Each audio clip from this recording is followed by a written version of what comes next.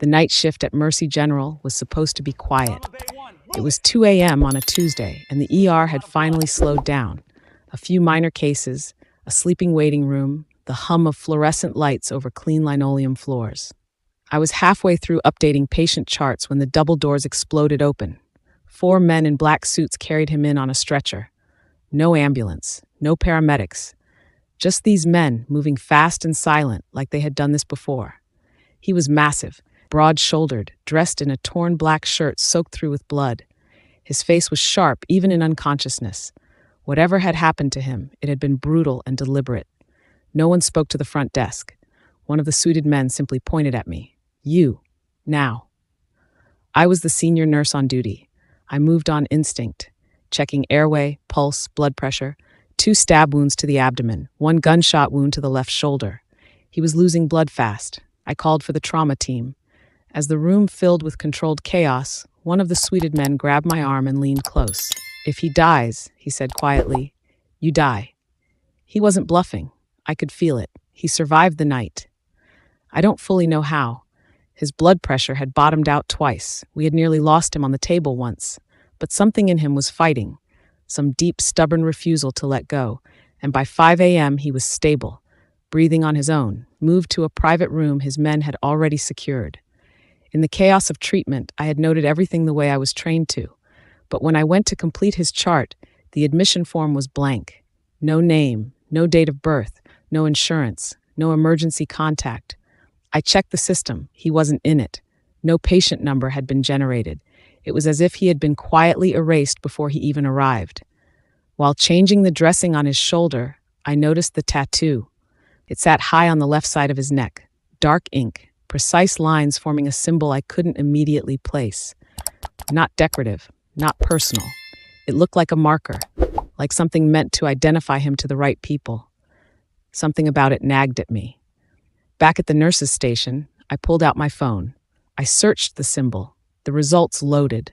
My stomach dropped. It was the emblem of the CO Syndicate, one of the most feared Korean crime organizations in the country. I sat with that information for exactly 11 minutes before deciding I had to report it. I wasn't naive. I knew what kind of men had carried him in. I knew what "if he dies, you die" meant. But I was also a nurse in a registered hospital, and there was a man in room 4B with no identity and armed guards outside his door, and that was not something I could simply file away. I went to the charge nurse. She cut me off before I finished my second sentence. "Leave it alone, Zara. Someone needs to call the police. Leave it alone." She wouldn't meet my eyes. I tried the hospital administrator on call. His office was locked. His assistant told me he was unavailable and would remain unavailable for the rest of the night. I went back to the nurse's station and noticed the security camera above the desk, the one that covered the entire corridor, had its red recording light off. I checked the one at the end of the hall. Off. I checked my phone to send a message to a friend at another hospital. Before I could type a single word, a text arrived from a number I didn't recognize. 4 words. "Stop asking questions, Zara." They knew my name. They were watching me right now. He woke up 36 hours after arriving. I was doing my routine check, blood pressure, temperature, wound assessment, when I looked up and found him already looking at me. His eyes were open, dark, and completely alert. Not the confused, disoriented gaze of someone emerging from trauma. He was sharp, present, aware. He watched me move around the room the way you watch something you've been waiting for. I kept my voice professional. "You're at Mercy General. You've been unconscious for a day and a half. You had significant blood loss, but you're stable now. Can you tell me your name?" He didn't answer that.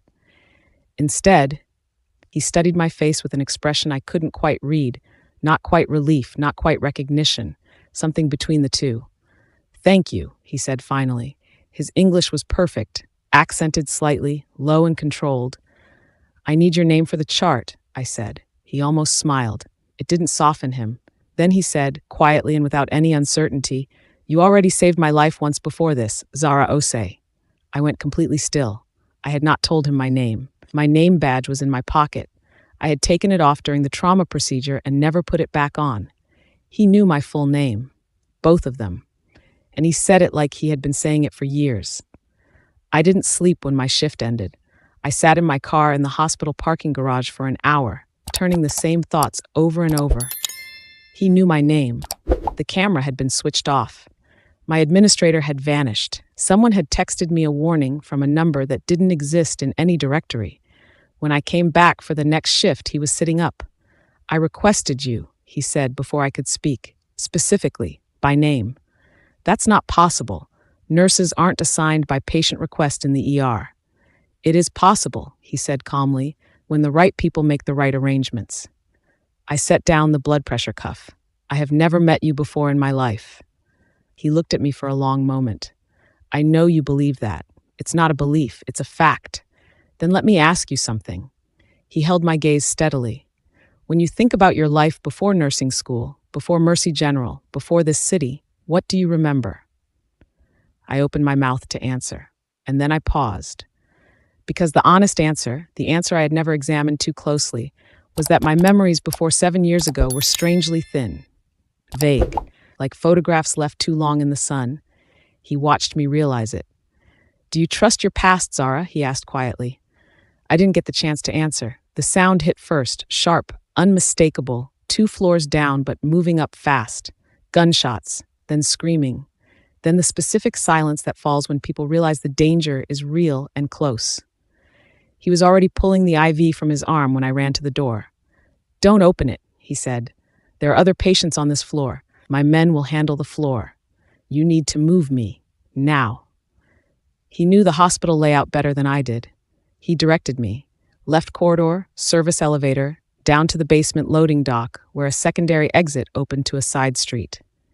He moved, despite his wounds, with a controlled efficiency that made no sense for a man who had been unconscious 48 hours ago. We came out into cold night air just as I heard the service elevator behind us begin to descend. A black car was already waiting. He opened the rear door and looked at me. "You can go back," he said. "They'll question you, search you, and eventually decide you were just the nurse on duty." Or another burst of gunfire from inside the building. "Get in," he said. I got in. As the car pulled away, he reached under the front seat and placed something on the seat between us. A handgun, compact and very real. "You're part of this now," he said, "whether you chose it or not." We drove for 2 hours before stopping at a safe house, a plain apartment above a dry cleaning shop on the edge of the city. His men had already been there. Medical supplies were laid out. Someone had anticipated this. While I redressed his wounds in silence, he talked. "Your name is Zara Osei. You are 31 years old. You have worked at Mercy General for 6 years. Before that, you completed nursing school at a college you remember clearly, in a city you remember clearly." He paused. "None of it is false, but it is also not the whole truth." "What does that mean?" He reached into a bag one of his men brought and placed a manila folder on the table beside me. I opened it.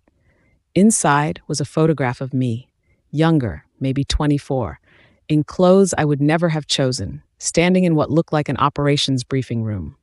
Hard fluorescent lights, men in tactical gear around me. At the top of the page, in stamped red letters, were 2 words, "Asset embedded."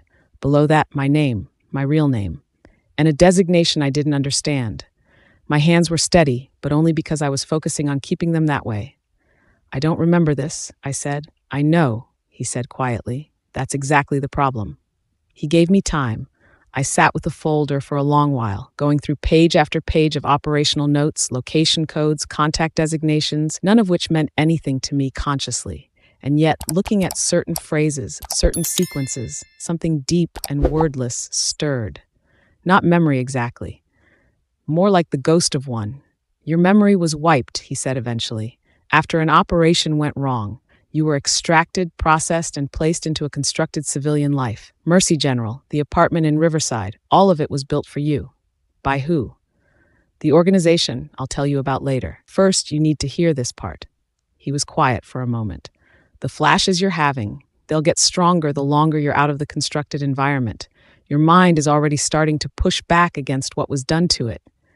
As if his words had unlocked something, an image hit me suddenly, vivid and sharp. Completely unbidden, a dark hallway, a figure ahead of me, my own hands, steadier than they had any right to be, raising something. And then, his face, younger, but unmistakably his. In the flash, I was pointing a weapon directly at him. I looked up from the folder. "I tried to kill you," I said. It wasn't a question. He didn't deny it. "Yes," he said simply. The room felt very small suddenly. I set the folder down carefully and looked at him. This man I had spent 2 days keeping alive. This man whose blood I had cleaned from my hands twice now. "Then why am I sitting here?" I asked.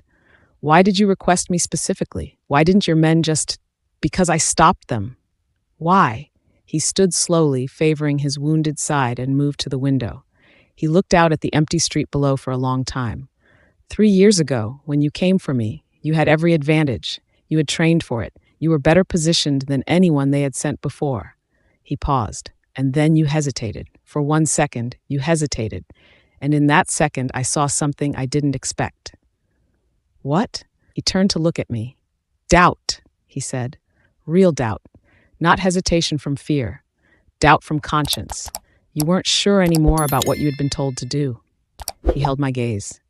"That told me everything I needed to know about who you actually were underneath the operation. So you let me live. I let you live. And when your organization moved to eliminate you for failing the mission, I made sure you disappeared somewhere they couldn't reach you."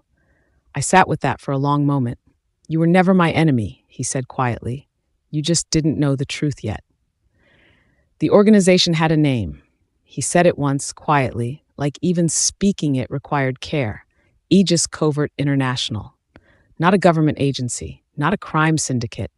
Something in between, a private intelligence network that operated across 14 countries, embedding assets, manipulating criminal organizations, running operations that served whoever paid the highest contract. They had placed me inside his syndicate's orbit, deliberately. My mission had been to gather enough intelligence to either destroy the same network from within or eliminate its leader, him, and allow Aegis to take control of the vacuum left behind.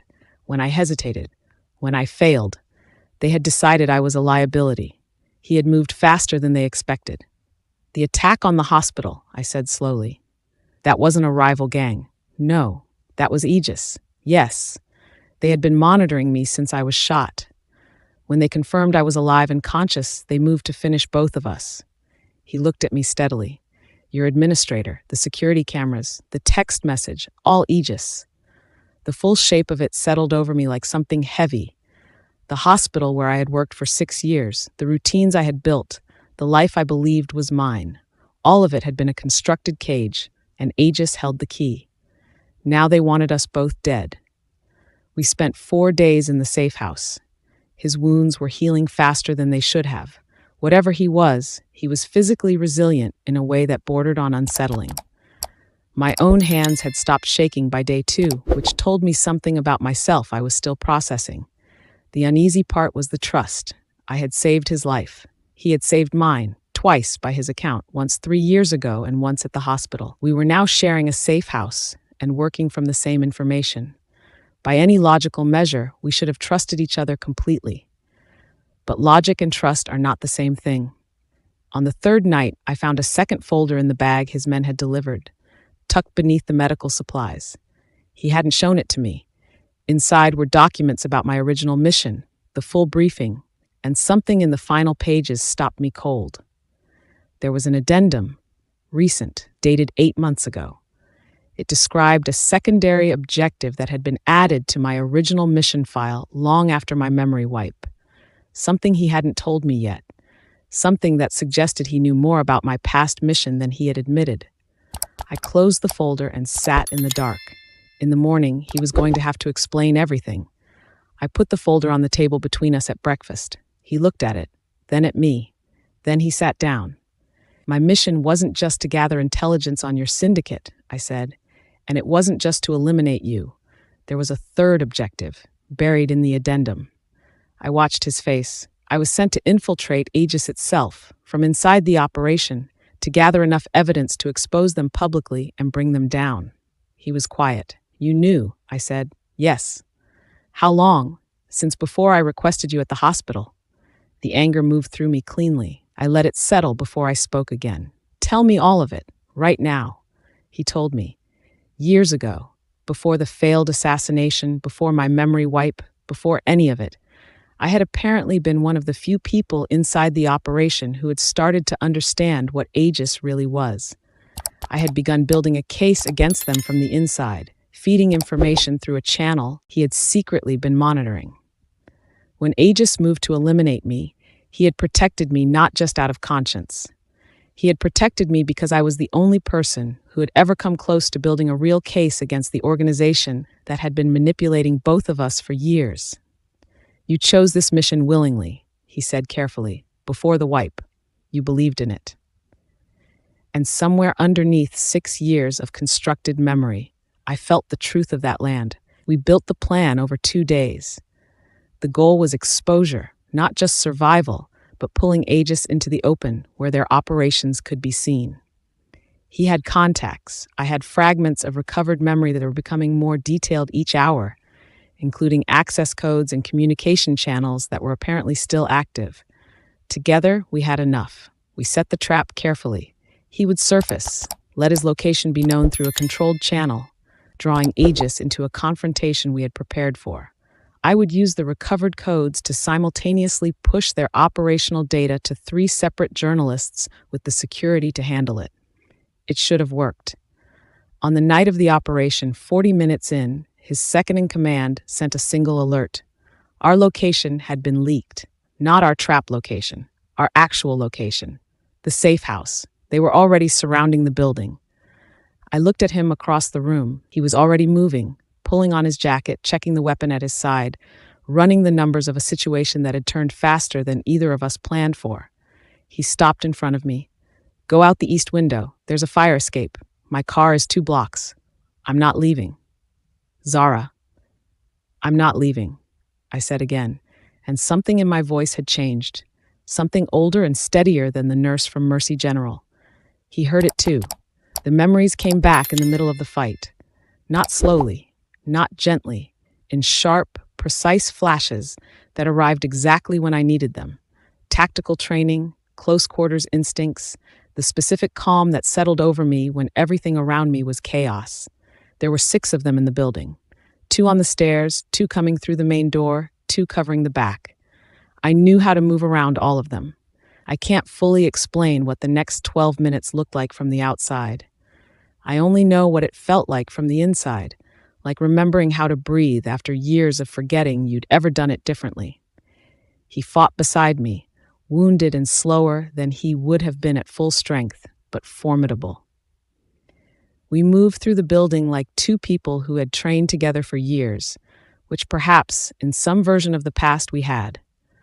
The data push went out at 11:47 p.m. I had triggered it remotely 8 minutes into the fight, trusting the timing. By the time the last Aegis operative was down, 3 major news organizations had the files. We stood in the wreckage of the safe house, both breathing hard. Then I turned and saw the blood. It was spreading through his shirt, dark and fast, from a wound I hadn't seen him take. I worked on him on the floor of the safe house. No hospital, no equipment. Just my hands and what was in the medical bag and 6 years of nursing training layered over whatever I had been before all of this. He stayed conscious longer than he should have. "The memory wipe," he said, while I worked. "You need to know the last part. Save your strength. Zara," his voice was firm despite everything. "You chose it. The wipe. It wasn't done to you against your will." My hands slowed. The mission required you to live a completely genuine civilian life. Aegis had technology that could detect planted operatives through behavioral inconsistency. The only way to pass was to genuinely not know. He paused, breathing carefully. "You made the decision yourself. You sat across from the man who ran the procedure and you told him to take it, because you believed the mission mattered more than your comfort." I sat back and looked at him. All of it. Every piece of it. The constructed life. The genuine friendships I had made. Not the patients I had cared for. The years of not knowing. I had chosen all of it. "You came back anyway," he said quietly, "through everything they built to keep you in place. That's who you are." He survived, but 3 days later he was gone. No note, no message, no trace. 4 months later, a phone appeared on my kitchen table. I lived alone. My door had been locked. The screen lit up with a single message. "You're ready now. Finish what you started.